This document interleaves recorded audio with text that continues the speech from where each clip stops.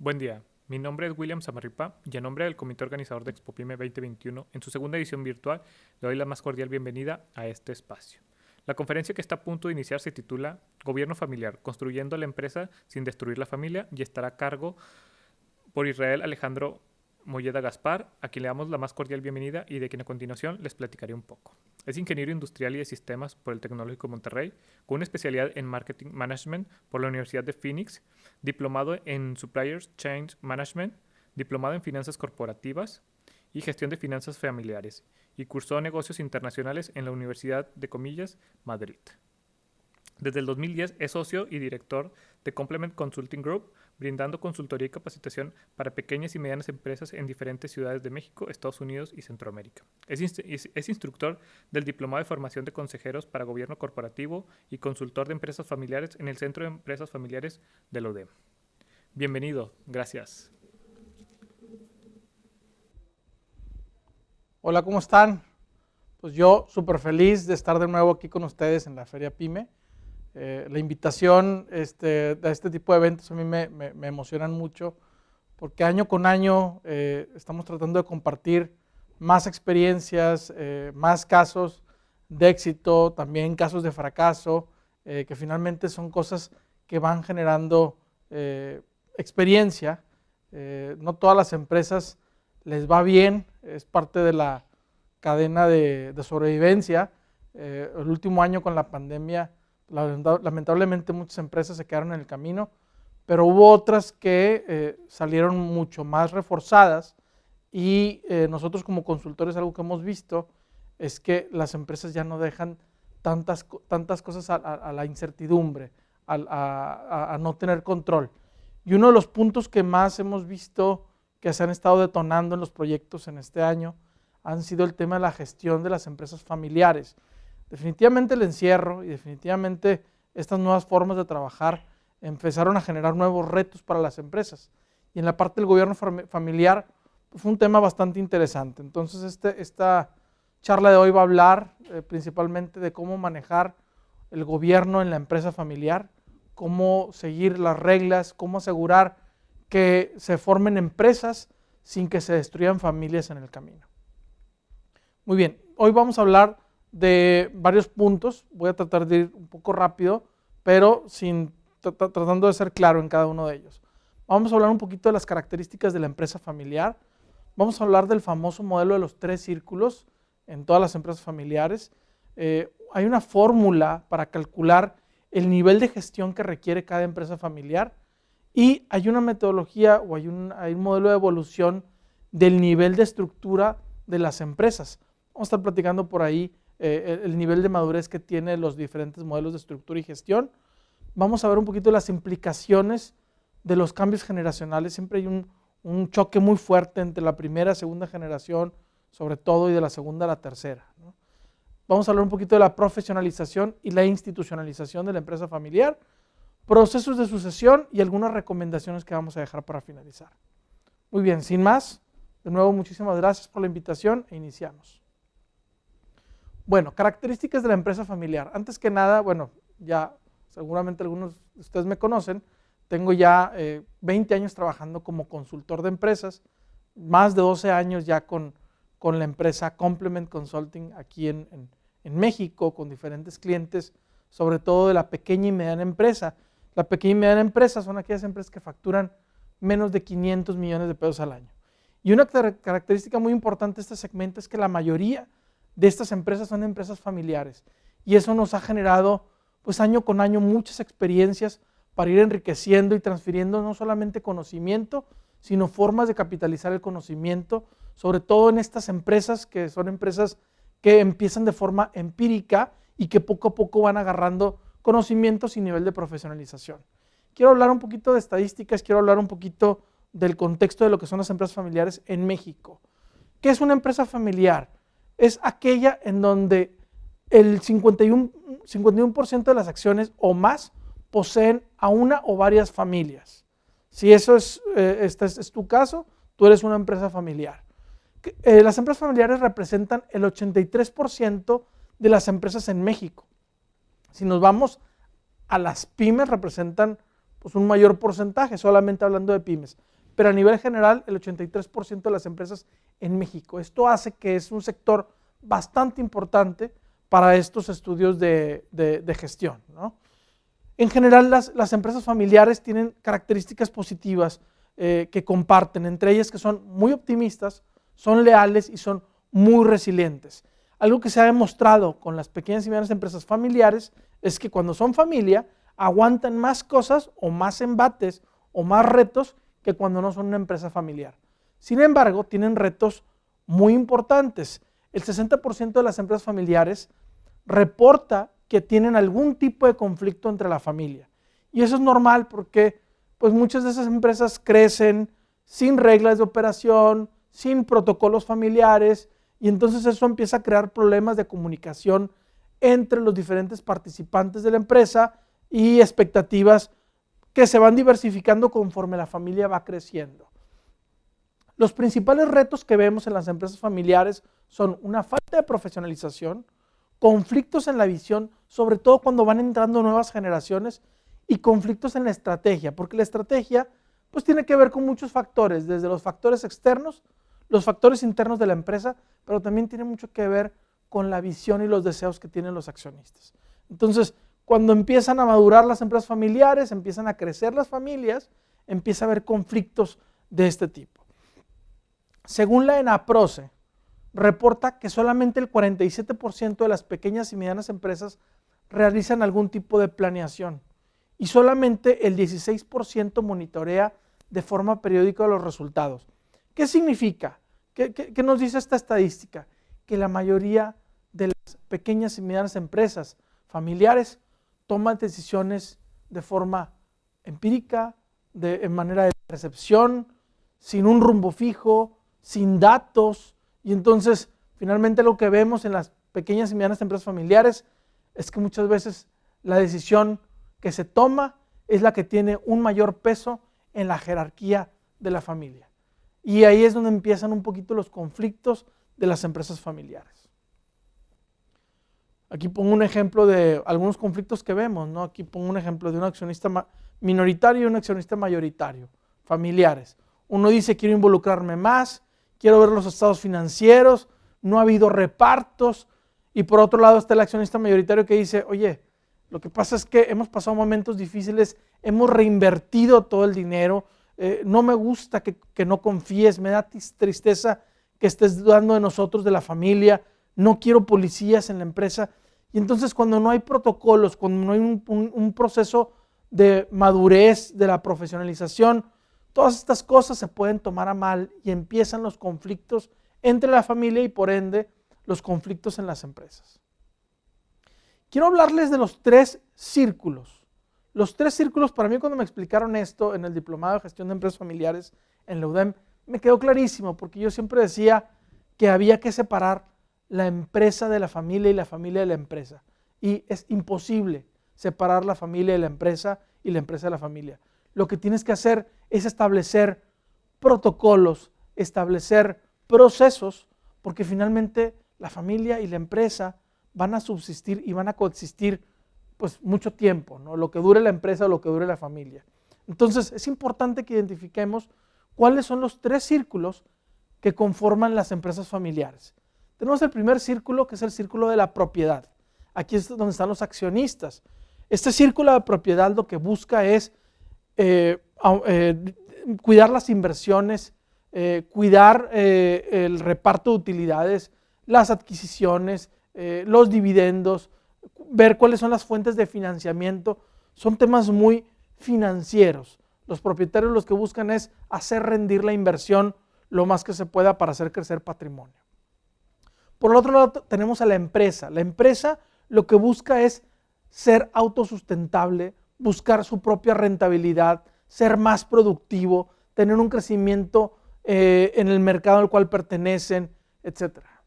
Y por otro lado tenemos a la familia, en donde la familia está interesada de temas de cubrir las necesidades de la familia, de sus hijos, su seguridad familiar, activos, estar en convivencia. Entonces, cada círculo tiene sus propios intereses. ¿Qué es lo que pasa? Hay personas o hay elementos que solamente pertenecen a uno de esos círculos. O se es accionista, o se es colaborador, o se es familia. Hasta ahí pareciera que no hay mucho conflicto. El conflicto o los retos empiezan cuando se empiezan a mezclar estos elementos. Hay propietarios o accionistas que también son empleados. Hay familia que también es empleada, o hay familia que también es propietaria, o hay elementos que son familia, propietarios y empleados de la propia empresa. Entonces, ¿cómo gestionar cada uno de estos puntos? Es un gran reto. Y una de las cosas que tenemos que ir reflexionando es qué cachucha es la que estamos utilizando nosotros en la empresa familiar. ¿Juegas solamente un rol? ¿Juegas 2 roles? ¿O juegas 3 roles dentro de la empresa familiar? Es importante que identifiques cuáles roles estás jugando porque cada uno se juega de forma diferente. Si te fijas, hablamos primero de forma individual y si tú estás jugando los 3 roles, deberías de saber jugar cada uno de los 3 roles de forma individual. O sea, entender cuando estás jugando un rol como familia, cuando estás jugando un rol como propietario y cuando estás jugando un rol como empleado. Y esa multifaceta o multiroles es uno de los retos más fuertes que tienen las empresas familiares. Para eso se forman algunos órganos de gobierno, aquí estoy mencionando 3. Uno de ellos es el Consejo de Administración, en donde algunos propietarios forman parte del Consejo de Administración de la empresa y entonces el Consejo de Administración vela por la rentabilidad y la productividad de la empresa y por los intereses de los accionistas. Tenemos también la Asamblea de Accionistas. No todos los familiares van a ser propietarios, pero finalmente el patrimonio pues va a regresar a la familia. Entonces se forma una Asamblea de Accionistas en donde se definen cuáles de los familiares van a ser propietarios y cuáles no. Y tenemos el Consejo Familiar o los protocolos familiares en donde empezamos a definir las reglas del juego sobre si se puede o no se puede meter familiares en la empresa, cuáles son las características de los tipos de apoyo o beneficios que se van a hacer. La idea es buscar la justicia y la equidad y sobre todo que la empresa, que es la fuente de economía de estos 3 círculos, no se merme y siga creciendo año con año. La fórmula de gestión de empresa familiar, les explicaba que hay una fórmula de gestión y esta fórmula es muy importante que la sepamos aplicar, porque no podemos dar una estructura ni tan corta ni tan obesa sobre lo que realmente necesita la empresa. Si damos una estructura muy obesa, la empresa no va a avanzar. Si damos una estructura muy corta, la empresa no va a crecer. Entonces necesitamos identificar cuál es el nivel de estructura que requiere la empresa familiar. Y eso se define en base a 2 factores. El nivel de complejidad que se está manejando con la familia empresaria y el nivel de complejidad al cual se enfrenta la empresa en la industria o el sector al cual pertenece. Estas ponderaciones nos van a ir dando el nivel de estructura que va requiriendo la empresa para entonces encontrar o buscar encontrar el balance estructural. El balance estructural es, tengo la estructura que realmente requiere mi empresa, ni más ni menos. Ese es el balance estructural. Entonces, ¿cuáles son los factores que afectan en la complejidad familiar y en la complejidad empresarial para poder medir esta estructura? Ahorita voy a explicar cada uno de ellos y el nivel de estructuras que existen en las empresas. Hablando de la complejidad familiar, se toman en cuenta 6 factores. El número de miembros en la familia, entre más miembros, más complejo, entre menos miembros, menos complejo. Las diferencias de las etapas del ciclo de vida. No es lo mismo cuando es una primera generación en donde está a lo mejor el marido y su esposa que tienen misma edad o edad parecida en edad productiva, a cuando ya metes a los hijos y a lo mejor los fundadores van empezando su jubilación y los hijos empiezan a buscar un poquito de participación, ¿no? No se diga los nietos, ¿no? Más adelante, ¿no? Entonces es bien importante saber cuáles son las diferentes etapas en que están participando los diferentes elementos de la empresa familiar de acuerdo a su ciclo de vida. El otro es la ramificación familiar. ¿Cuántas familias dependen de esta empresa familiar? Las experiencias vitales, lo que ha vivido cada uno de los miembros, la variedad de los intereses, qué es lo que quieren los miembros con respecto a la empresa. Hay algunas familias que dicen, ¿sabes qué? No me interesa meterme a participar en la empresa, quiero vivir del patrimonio, o es más, ni siquiera me interesa el patrimonio, yo prefiero que la vendan y ganar dinero de las acciones o diversificar. Es bien importante identificar cuáles son los intereses de los diferentes miembros que participan en la empresa familiar. Y por último, y uno de los más importantes, es conflictos existentes. En la mayoría de las empresas que nosotros asesoramos, ya hay conflictos existentes. No necesariamente son conflictos que se están exponiendo día con día. Algo que nos ha pasado es que cuando vamos a las empresas empiezan a surgir muchos problemas, o eso es lo que se siente, ¿no? Muchos problemas de comunicación, muchos problemas como que de ponerse de acuerdo. Y entonces algunas empresas me dicen, oye ingeniero, desde que llegaste la empresa empezó a tener estos problemas. Y yo lo que les digo, ¿sabes qué? Es que este problema ya existía, pero lo estuviste evadiendo mucho tiempo. Estuviste dándole la vuelta, sacándole la vuelta, y pues no lo habías detonado, pero tarde o temprano iba a detonar. Y entonces nosotros, como agentes de cambio y como consultores apegados a las mejores prácticas, pues vamos a empezar a ver estos elementos y los vamos a empezar a poner sobre la mesa, ¿no? Temas, a veces temas de quiénes son accionistas y quiénes no, a quién va a ser el sucesor y por qué, si van a participar o no van a participar los hijos, cómo se les paga a los familiares dentro de la empresa. Todas esas cosas las empezamos a cuestionar y obviamente empiezan a surgir ciertos problemas, ¿no? El siguiente elemento que tenemos que considerar es la complejidad empresarial.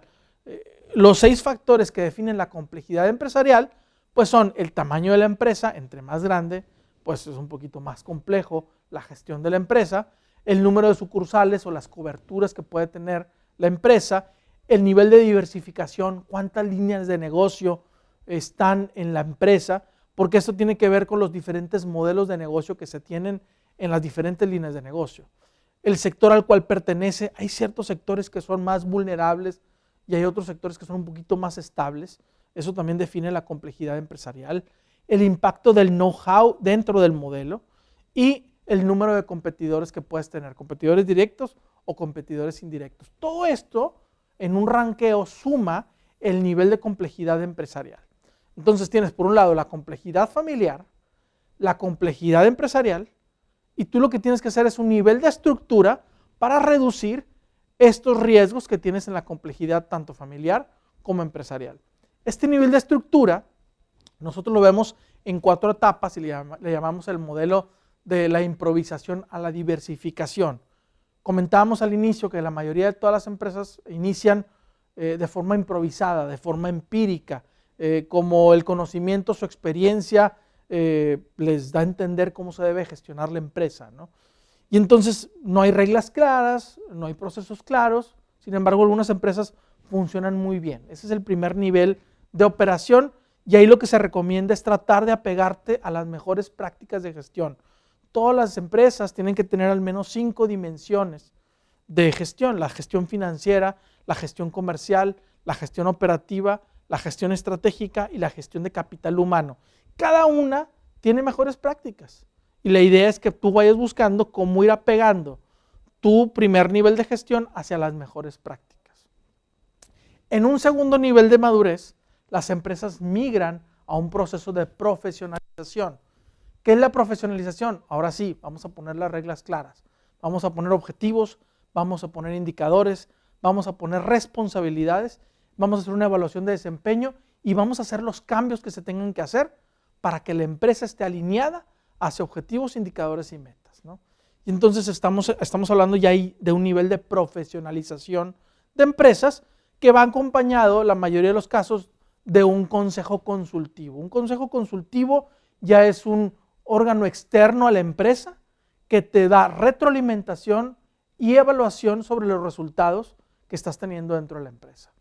Luego tenemos el tercer nivel de madurez, que es la institucionalización o los procesos de sucesión. Es cuando realmente la empresa cuando la familia empieza a salirse un poquito de la operación, se clava un poquito más en la gestión, en la parte accionaria, y desde la parte accionaria, desde el Consejo de Administración, empieza a darle instrucciones a la dirección general y a su vez a la empresa de hacia dónde quieren que vaya la empresa, ¿no? Ahí ya estamos hablando ya de consejos de administración y comités. Y el último nivel, y el nivel más importante al que todas las empresas deberían de llegar, es a la diversificación hacia la familia empresaria. Y ahí es donde se empiezan a formar los fideicomisos, los consorcios de primos y todo lo que tiene que ver con un segundo nivel de institucionalización. Y tú me vas a decir, oye Israel, pero ¿por qué tengo que aspirar a la diversificación hacia una empresa familiar si yo estoy muy a gusto sin diversificarme, yo gestionando la empresa? Te voy a decir por qué. Las necesidades de la familia crecen más rápido que la capacidad de cobertura de una sola empresa familiar. Algo que hemos visto en las empresas familiares es que parece que la primera generación, cuando es una empresa exitosa, pues vive más o menos bien. La segunda generación todavía puede empezar a vivir ciertos lujos o cierto estatus como lo vivió la primera generación o incluso un poquito mejor. Cuando empezamos en la tercera generación y queremos mantener el mismo estatus o el mismo nivel de cobertura de necesidades de las generaciones anteriores, nos empezamos a dar cuenta que la empresa ya no da. Porque es muy difícil que una sola empresa pueda cubrir todas las necesidades de una familia que se va ramificando y se va diversificando. Y la única forma de resolver esos problemas es migrar de ser una empresa familiar hacia una familia empresaria, en donde los diferentes ramas de la empresa o de la familia pueda agarrar un segmento de mercado dentro de tu cadena de valor y entonces puedas entre todos generar mayor riqueza, más empresas y más patrimonio. Hay ciertas implicaciones que hay que revisar en los cambios generacionales. Les comentábamos ahí que los cambios de primera a segunda generación son muy duros, de segunda a tercera generación también. Definitivamente el cambio más fuerte se da de la primera a la segunda generación. Si se fijan en la estadística, solamente el 30% de las empresas pasan a una segunda generación. Algo pasa con el 70% de las empresas que no pasa hacia la segunda generación. Problemas de conflictos de familiares, visión, intereses. Algunos hijos dicen, ¿sabes qué? Ya no me interesa esta empresa, de esa empresa agarré cierto conocimiento y hago otra empresa, pero ya no comulgo con la empresa, con los intereses de los fundadores, ¿no? Entonces empiezan a perder muchas cosas, ¿no? Y una de las cosas que más se pierden en este tipo de los cambios generacionales es el tema de la marca y el tema del know-how, ¿no? ¿Por qué? Porque las marcas, entre más tiempo pasen en el mercado, pues mucho mejor posicionados y al final de cuentas generan un valor de experiencia hacia el consumidor, ¿no? Entonces aquí lo que tenemos que ver es cómo le hacemos para poder brincar de primera a segunda generación. Ese es el primer reto. De la segunda a la tercera generación parece que es un poco más fácil porque los que brincan una segunda generación y lo hacen bien, entienden que tienen que establecer reglas claras para que la familia y la empresa puedan subsistir y puedan crecer. Hay tenemos que entender esta tabla porque vamos a darnos cuenta que dependiendo de la generación hay intereses que pueden estar, algunos no se compaginan entre ellos o no son compatibles. Por ejemplo, si estudiamos la primera generación de las empresas, comúnmente son empresas que duran hasta 20 años en una primera generación. Los fundadores pueden tener entre 25 y 50 años. Comúnmente son los padres, o hablando de la primera generación, son los que fundan la empresa. La empresa, cuando es primera generación, tiene ciertas características. Son empresas dinámicas, se mueven rápidamente, son flexibles, su crecimiento es muy rápido, sobre todo estas empresas que pueden pasar a una segunda generación. Los dueños están acostumbrados al sacrificio para poder hacerlas crecer. Y los retos que tiene una primera generación es sobrevivir y crecer como empresa. Sin embargo, en la segunda generación empiezan a cambiar ciertos motivadores. La segunda generación, estamos hablando de empresas que ya tienen cerca de 40 años de antigüedad, los fundadores ya tienen 50, 60, 70 o más años. Imagínense el nivel de energía que puede tener una persona de 60 o 70 para dirigir una empresa cuando tienes un hijo de 30 o 40 años que está empujando muy fuerte, ¿no? Los miembros familiares hasta ahí son padres, hijos, y los hijos, los nietos, todavía están pequeños, no tienen tanto empuje en la empresa familiar. Las características de este tipo de empresas son empresas estables, empresas maduras, pero empiezan a ser empresas un poquito más complejas. Ya no es tan fácil tomar decisiones porque ya hay más personas interesadas, accionistas, ya sea en papel o simplemente de forma moral, que juegan un rol de poder dentro de la empresa. Los motivadores de los dueños ya son más hacia tener un mayor control, buscar el confort y buscar la estabilidad de la empresa. Los retos que tienen que buscar ahí son saber negociar el poder, saber delegar el poder y migrar hacia una profesionalización. Y en la tercera generación, pues ya estamos hablando de empresas de más de 40 años de antigüedad. Los fundadores ya están seguramente jubilados o en casa. Los miembros familiares ya están participando, a lo mejor todavía el padre de lejos como presidente del consejo, pero ya hay hijos y ya hay nietos metidos en la gestión. Son empresas comúnmente inestables que requieren una nueva dirección, que requieren, ahí es donde a veces recomendamos que si realmente algún familiar puede jugar el rol de director general, se haga, pero si no, es momento de empezar a meter un director general fuera de la familia para empezar a resolver muchos conflictos y empezar a meter un poquito de sangre nueva hacia la organización. Obviamente cuidando la visión, cuidando los valores y cuidando la estrategia de la empresa, ¿no? Los motivadores de los dueños ya es más algo de seguridad patrimonial y los retos que se tienen que cuidar ahí en esa tercera generación es cuidar muy bien la relación entre los accionistas y definitivamente estamos hablando ya de un proceso de institucionalización. Muy bien. Hablábamos ahorita de profesionalización e institucionalización. Quiero ahondar un poquito en cada uno de los elementos.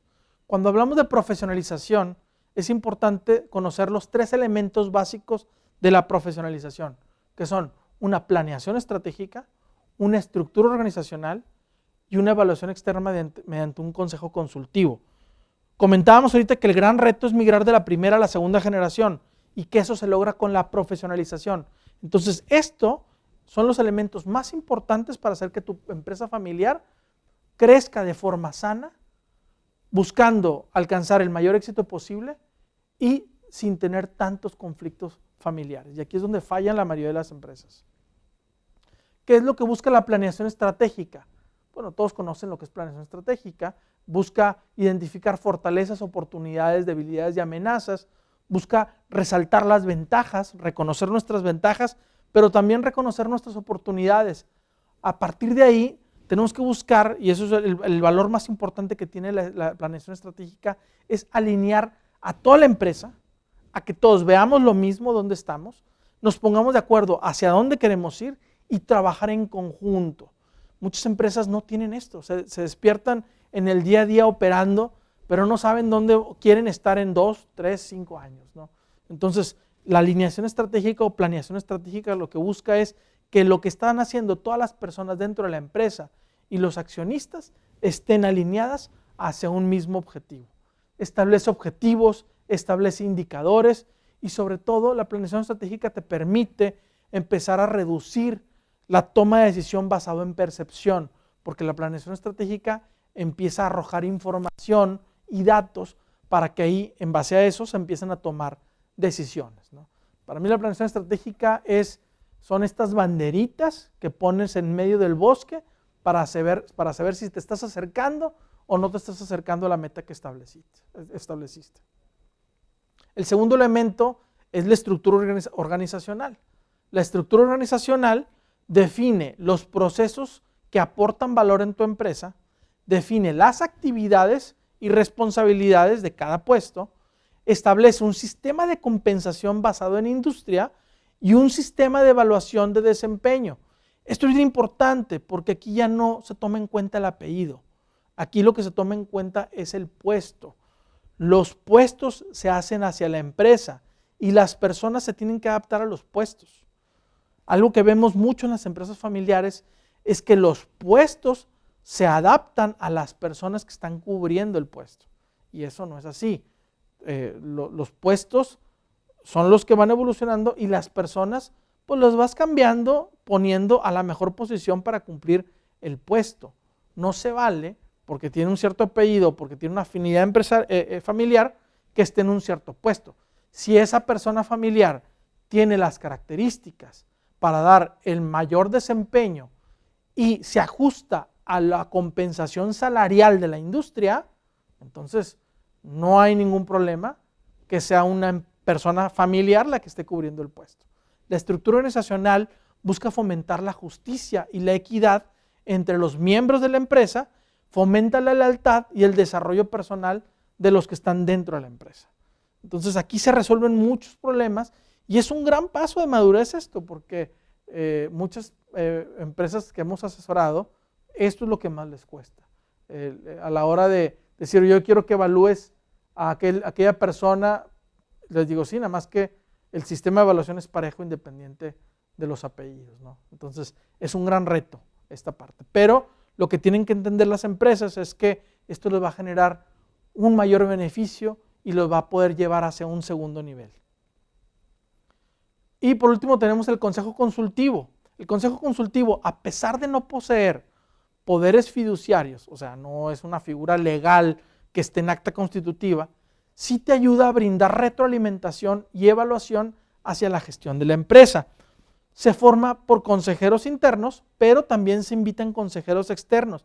Estos consejeros externos comúnmente pueden ser amigos, colegas, coach, consultores, contadores, socios, una infinidad en la que lo importante es que no trabaje dentro de la empresa y que domine un tema, porque entonces puede dar opinión de valor y puede dar retroalimentación de lo que está viendo dentro de la empresa. Fomenta la cultura de rendición de cuentas, porque estas juntas de consejo consultivo se empiezan a establecer de forma periódica, se empiezan a presentar datos y se establecen minutas que se tienen que dar seguimiento. Permite tomar decisiones en consenso, entonces empieza a quitar el autoritarismo de la empresa y por lo tanto se empieza a confiar un poquito más en el proceso de gestión. Y algo interesante del consejo consultivo es que no hay una regla ni un tamaño específico de cómo debe estar el consejo consultivo, a diferencia del consejo de administración, que ahorita les voy a explicar.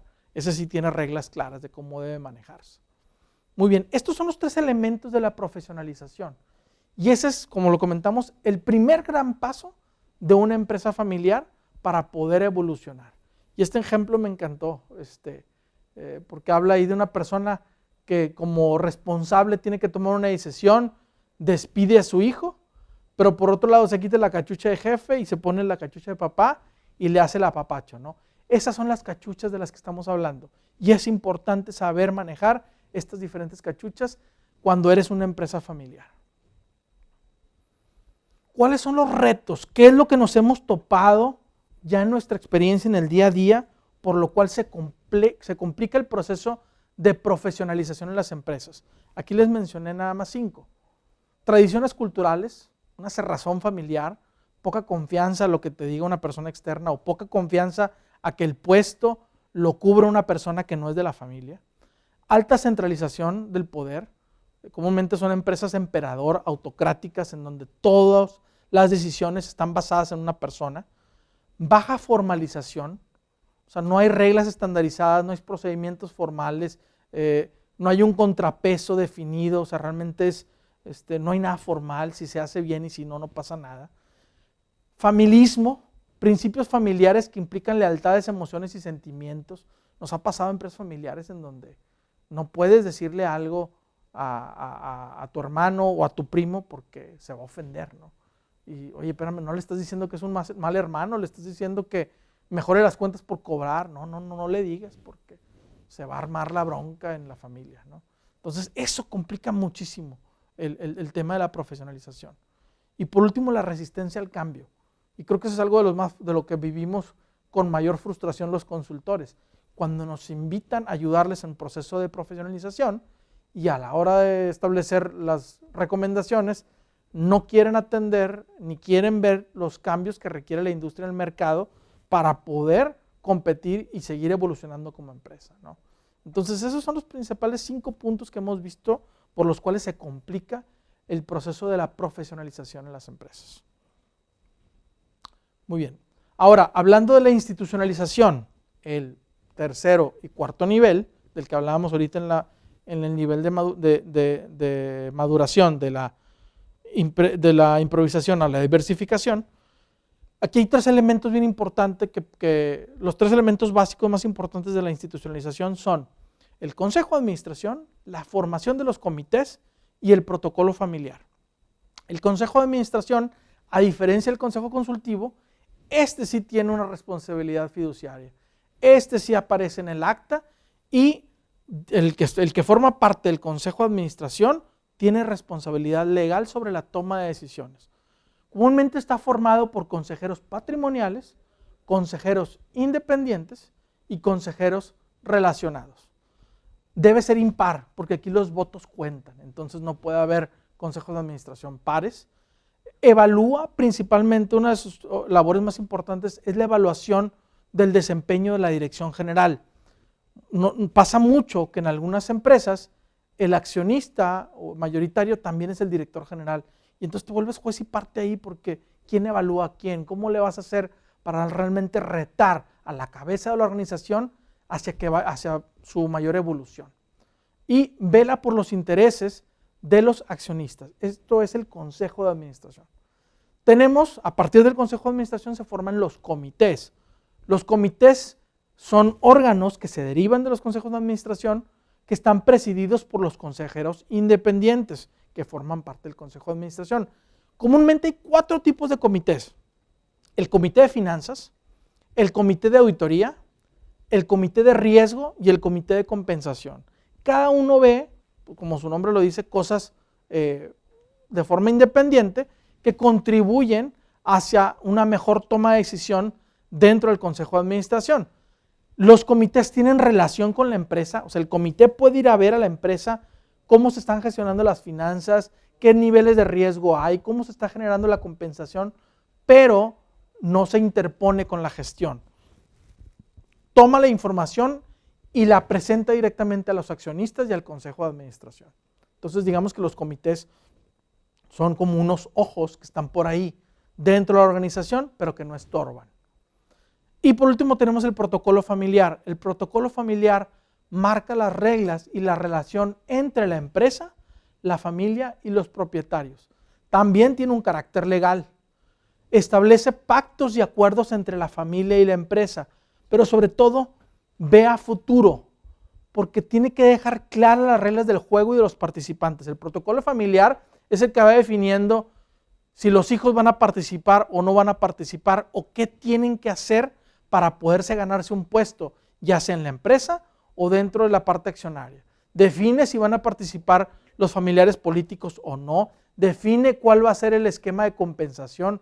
Incluso el protocolo familiar puede derivar cuáles van a ser las funciones del family office, que el family office puede tener funciones de hasta qué tipo de escuela tienen que tener los hijos y qué tipo de carro tienen que tener los hijos. O sea, tan a detalle puede ser todo el tema de protocolo familiar como la empresa lo requiera, ¿no? Pero la idea es que en protocolo familiar se estén generando acuerdos y pactos entre familia. Y eso evita que en un futuro existan conflictos o existan sentimientos de injusticia. Todo esto que platicamos parece como si fuese necesario hasta que son una empresa grandotota, un corporativo, y no hay nada más alejado de la realidad. También pareciera que se tiene que hacer cuando ya hay conflictos entre la familia, y también esto es alejado de la realidad. El mejor momento para establecer la profesionalización y la institucionalización es cuando no lo requieres. Cuando ya requieres esto porque hay un conflicto familiar, porque hay un conflicto entre hermanos, entre primos, ya es muy tarde. Porque seguramente lo que propongas, aunque esté apegado a mejores prácticas, a uno les va a beneficiar, pero a otro les va a perjudicar. Entonces, el mejor momento para establecer estas reglas es cuando no hay conflictos, cuando no hay problemas. Muy bien. Y para terminar, vamos a hablar del proceso de sucesión. El proceso de sucesión es un esfuerzo deliberado y sistemático con el cual una persona le pasa la batuta a otra sobre el liderazgo y el posicionamiento de la empresa. Algo interesante es que menos del 20% de las empresas familiares tiene un plan de sucesión. Y es un proceso que toma de 6 a 8 años. O sea, tienes que estar consciente que toma de 6 a 8 años hacerlo bien. Si te quieres jubilar en 8 años y quieres que alguien sea tu sucesor, ahorita es el momento para iniciarlo. No es cuando ya estés a un año de jubilarte o un año de entregar la dirección general, ¿no? Hay un proceso para el tema de la sucesión y muy pocas empresas corren este proceso como debe de ser. Son varios puntos. El primero, tiene que haber un perfilamiento de las personas. Todas las personas tenemos personalidad y tenemos carácter y eso nos va dando un perfil si somos aptos para ciertos puestos. Hay algunas empresas que hacen los perfilamientos a partir de los 7 u 8 años de las personas. O sea, si tú eres director general y tienes hijos de 7, 10, 15 años y te gustaría que alguno fuera tu sucesor, ahorita ya le puedes hacer el análisis de perfilamiento para ir viendo cuál tiene las mejores características para jugar el rol de dirección general. Características. Luego viene la educación formal. A lo mejor ahí lo interesante sería ver cuál de ellos tiene estas características para que lo vayas orientando hacia una carrera que realmente empate con estas características y ayude a que al rato sea tu sucesor. No siempre es el primogénito. Casi siempre es lo que hacen las empresas. El primogénito es como que el sucesor. No necesariamente es el primogénito, no necesariamente es el varón. Eso es bien importante, que lo sepan identificar. También se tiene que generar una temprana exposición a la empresa, que desde jóvenes, los niños o los jovencitos vayan teniendo contacto con la gestión de la empresa. El siguiente punto, que tengan experiencia laboral fuera de la empresa. Y eso es importantísimo. Ahorita estamos asesorando una empresa familiar. El director tiene trabajando dentro de la empresa como director cerca de 20 años. Y dice, ¿sabes qué? Yo creo que mi sucesor, me dijo, yo no me veo aquí, va a cumplir ya 50 años. Dijo, yo no me veo aquí después de los 50 años. Yo creo que en unos 6 años yo ya me voy a retirar. Le dije, perfecto. ¿Quién crees que sea tu sucesor? No, pues yo creo que mi hermano. Perfecto. Si quieres que sea tu hermano, ¿cuántos años tiene trabajando tu hermano aquí? No, pues tiene toda la vida. 10 años trabajando aquí. Perfecto. ¿Él es el sucesor? ¿Te parece que lo evaluemos? Y si sí es el sucesor, por carácter, por perfil, por formación, lo siguiente que tenemos que hacer es sacarlo de la empresa para que se vaya algunos años a trabajar en empresas parecidas o en otras industrias y luego regresar. Y se me quedó viendo así como que no, mi hermano nunca se va a ir de la empresa. Dije, es que es necesario en el proceso de sucesión. O sea, imagínate qué es lo que va a pasar cuando el hermano tome la posesión de la dirección general. Va a replicar las mismas acciones que el hermano mayor estaba haciendo. Y la idea de la experiencia laboral fuera de la empresa familiar es ir a agarrar conocimiento, agarrar metodologías y poder sumar esas experiencias hacia la empresa que se va a estar gestionando, ¿no? Entonces, todo esto se tiene que pensar con tiempo. Se tiene que crear un comité para la evaluación del sucesor. Se tiene que haber un tiempo de interacción entre el predecesor y el sucesor. O sea, va a haber a lo mejor un año o un año y medio en que van a estar las dos personas ahí, ya reconociendo que va a ser el nuevo director, pero en conjunto sin que el otro abandone su puesto. Y una evaluación constante por parte del Consejo de Administración. Comúnmente los directores en algunas empresas ya corporativos cambian o los cambian cada 5 años. Y eso no es porque sean malos o buenos, es porque se requieren cambios de estrategia cada cierto tiempo. Y cada director tiene su perfil, tiene su formación y tiene su estrategia, ¿no? Entonces eso es lo que hace que algunas empresas cambien sus directores generales cada cierto tiempo. Y aquí yo puse 2 barras, una en azul y una en naranja. La barra azul es cuando el sucesor es familiar, tiene que pasar por todos estos puntos. Cuando el sucesor no es familiar, pues todo lo de arriba te lo evitas, ¿verdad? Porque realmente pues, ya lo tomas con formación, con perfilamiento, con educación, y lo metes a partir de la evaluación del comité de la sucesión, ¿no? Todos los demás puntos también le aplican. Pero cuando es familiar el proceso es más largo. Y eso es bien importante. Si tú quieres que en tu empresa tu sucesor sea familiar, tienes que empezar cuanto antes. ¿Por qué no se planea la sucesión? Bueno, hay varios factores. No se acepta discutir sobre el retiro. O sea, hay algunos directores que dicen, no me veo fuera de la empresa. Entonces, no les apetece visualizar o pensar qué pasaría si no estuvieran. Algunos hasta se creen inmortales, porque pues, a final de cuentas nadie tiene la vida comprada, ¿no? Todos podemos en cualquier momento ya no estar en esta vida, y si no hiciste un proceso de sucesión pues bien planeado, vamos a batallar, ¿no? Presunción de que existe demasiado tiempo.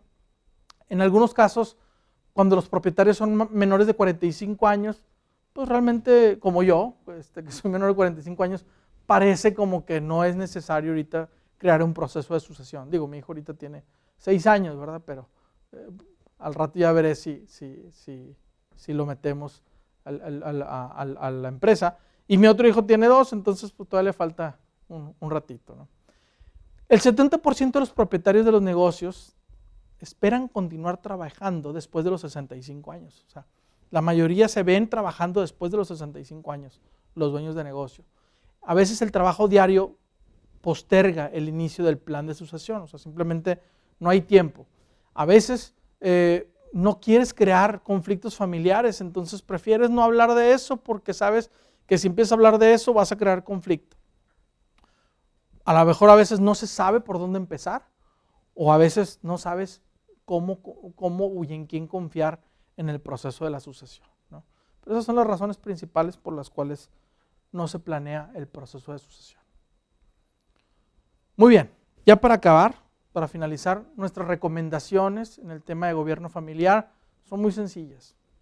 Número 1, identifica la etapa en la que se encuentra tu empresa. Identifica la complejidad familiar y sé muy honesto. O sea, aquí el único que se puede engañar eres tú. Identifica realmente la complejidad familiar en base a los 6 factores que te comenté. Identifica la complejidad empresarial en donde se encuentra tu empresa, en el sector, en la industria, qué tan complejo es. Identifica también en qué generación te encuentras. Primera, segunda, tercera generación. Estos 3 elementos te van a definir el nivel de estructura que requiere tu empresa, que puede ser desde mejores prácticas o profesionalización, institucionalización o la diversificación, ya cuando estamos hablando de familia empresaria. Y el tercer punto que recomiendo es pónganse a trabajar inmediatamente. Pasa muchísimo que les damos estas recomendaciones a las empresas y lo que dicen es, déjame lo pienso, ¿no? Y ya está estadísticamente comprobado que el tiempo no resuelve las cosas, al menos no en los problemas familiares. Entonces, tienes que enfrentar las cosas. Si hay ciertos retos o hay ciertos problemas, puedes acompañarte de profesionales para que te podamos ir guiando en este proceso.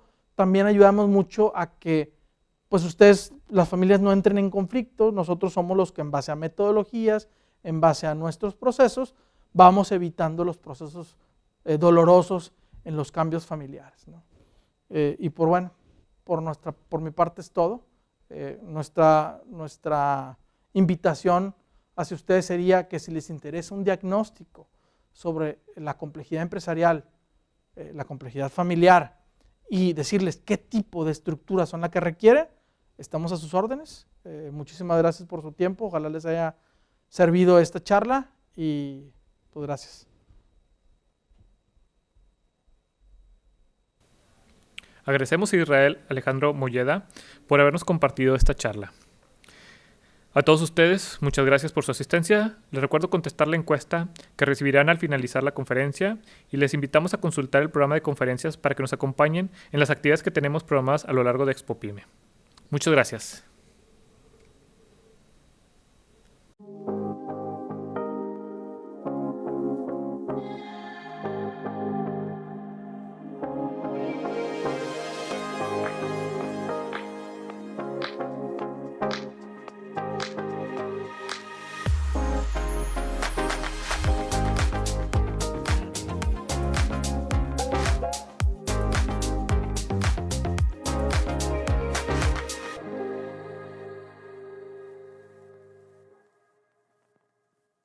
Expo Pyme regresa.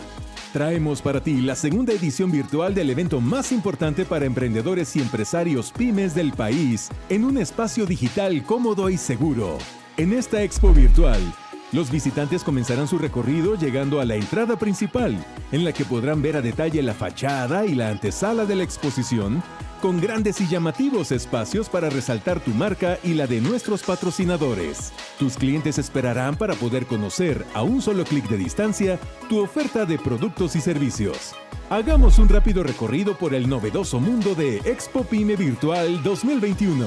Los asistentes podrán recorrer los diversos stands que promoverán tus productos y servicios a todo México, América Latina y el mundo hispanohablante cómodamente y desde su casa u oficina. Visitantes y expositores podrán ingresar desde cualquier lugar donde haya acceso a Internet. ¿A dónde vamos primero? ¿Qué stand comenzamos a explorar? Todo lo necesario para el empresario y el emprendedor está reunido en un solo espacio. ¿Qué tal si ahora damos un pequeño vistazo al interior de un stand?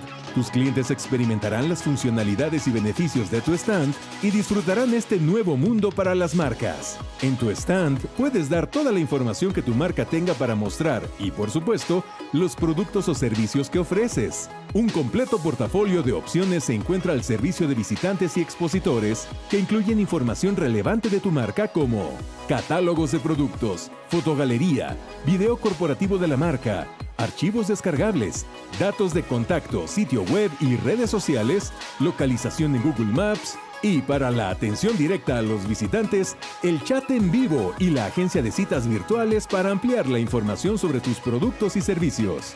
Conozcamos ahora los auditorios magistrales y las salas de capacitación, donde destacados ponentes presentarán lo último en tendencias en los negocios a través de más de 130 conferencias y paneles especializados.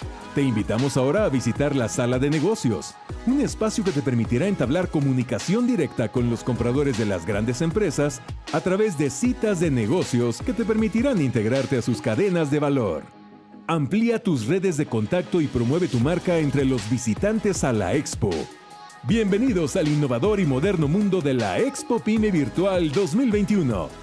Súmate a esta nueva forma de hacer negocios. Contáctanos para que sepas cómo participar y conozcas todas las opciones disponibles para tu negocio. Caintra Nuevo León y Confío te invitan.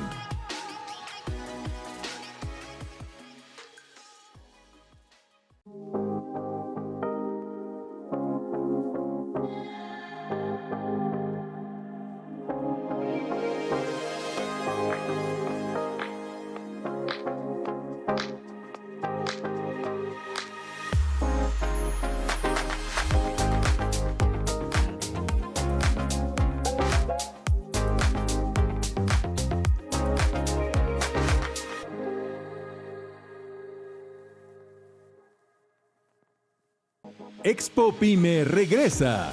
Traemos para ti la segunda edición virtual del evento más importante para emprendedores y empresarios pymes del país, en un espacio digital cómodo y seguro.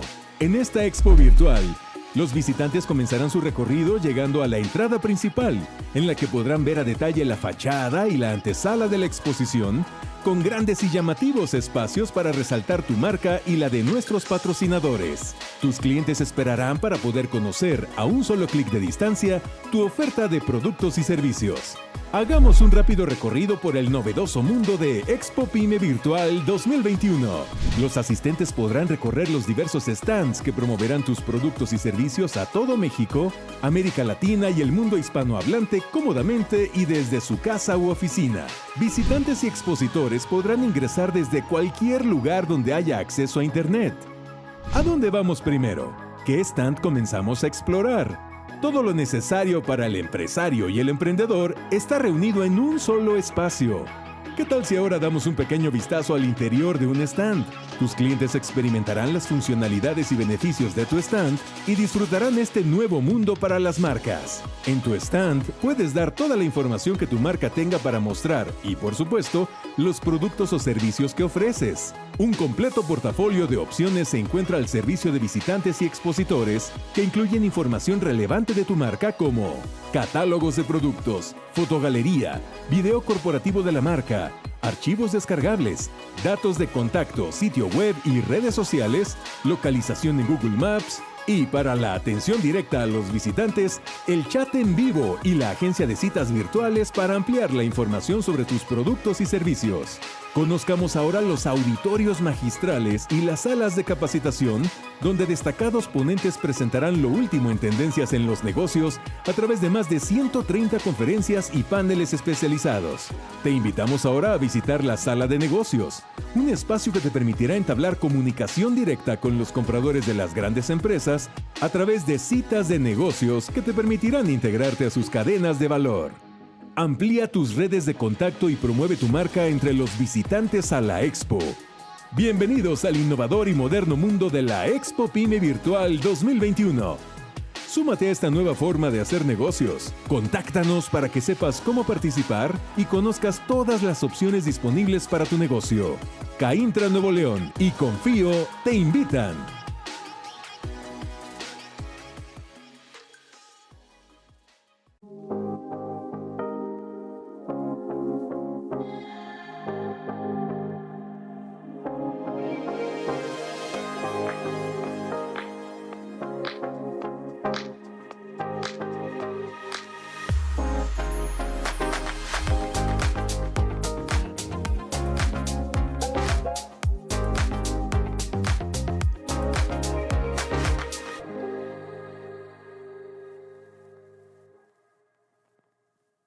Expo Pyme regresa.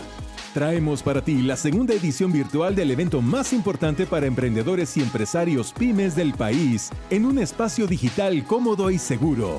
En esta expo virtual, los visitantes comenzarán su recorrido llegando a la entrada principal, en la que podrán ver a detalle la fachada y la antesala de la exposición, con grandes y llamativos espacios para resaltar tu marca y la de nuestros patrocinadores. Tus clientes esperarán para poder conocer, a un solo clic de distancia, tu oferta de productos y servicios. Hagamos un rápido recorrido por el novedoso mundo de Expo Pyme Virtual 2021. Los asistentes podrán recorrer los diversos stands que promoverán tus productos y servicios a todo México, América Latina y el mundo hispanohablante cómodamente y desde su casa u oficina. Visitantes y expositores podrán ingresar desde cualquier lugar donde haya acceso a Internet.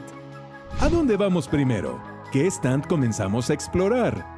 Todo lo necesario para el empresario y el emprendedor está reunido en un solo espacio. ¿Qué tal si ahora damos un pequeño vistazo al interior de un stand?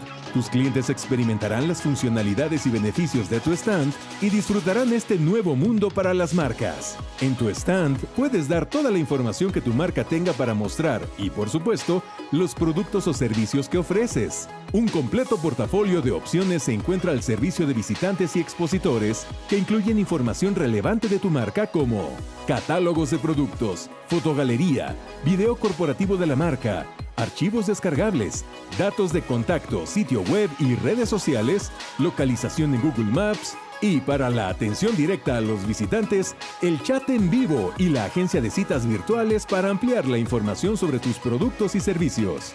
Conozcamos ahora los auditorios magistrales y las salas de capacitación, donde destacados ponentes presentarán lo último en tendencias en los negocios a través de más de 130 conferencias y paneles especializados.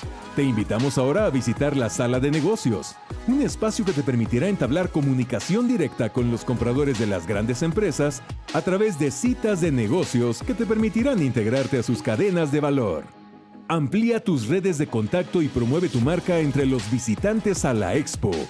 Bienvenidos al innovador y moderno mundo de la Expo Pyme Virtual 2021. Súmate a esta nueva forma de hacer negocios. Contáctanos para que sepas cómo participar y conozcas todas las opciones disponibles para tu negocio. Caintra Nuevo León y Confío te invitan.